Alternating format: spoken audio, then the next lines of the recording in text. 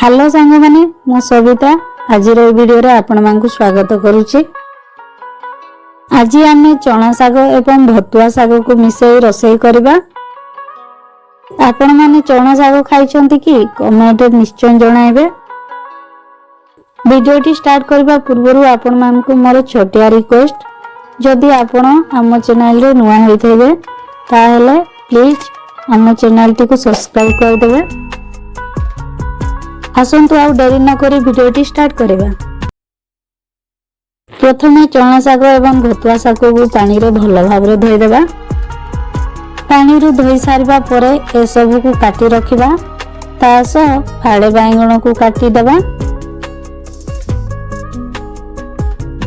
जे कोनसी साग हेउना काहेकि बैंगण न देले भल लागिबनी। कंचा लंका एवं रसुण को भी काटी रखिबा। गोटिए कड़ाई रे तेल गरम करिबा। तेल गरम होला परे सेथिरे कंचा लंका एवं रसुण को पकेइबा। ए सब को टिके भाजी देबा।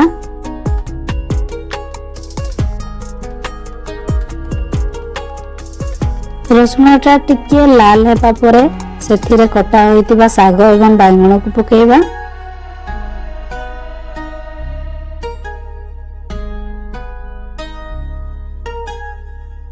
साग को टिके सिझिबा पई ताकू ढांकुणी घोड़े 2 मिनिट पई छाडी देबा।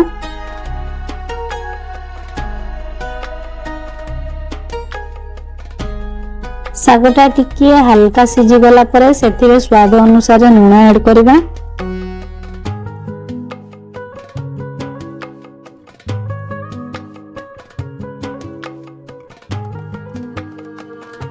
ए सब को भल भाबरे मिक्स करि देबा।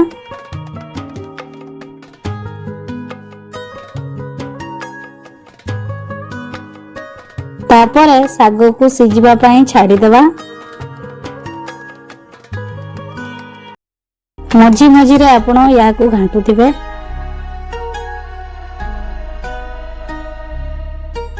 सागटी 5-10 मिनिट भीतर भल भाबरे सिझी जिवो। तापरे कटा होइथिबा टमाटर को ऐड करबा। मझी रे जागा बनै टमाटर को देबा। ता ऊपर साग को दे ढांकुणी घोड़ाई देबा। टमाटर को सिझिबा पई 2-3 मिनिट छाडी देबा। देखंतु आम सागटी रेडी होई गला। आपण यहा को भात सह खाइ परिबे। आपण को ए वीडियो टी भल लागितिले आम चैनल टी को सब्सक्राइब कर देबे। आज पई एतिकिरे रहिली, एबे विदाय दियंतु। नमस्कार।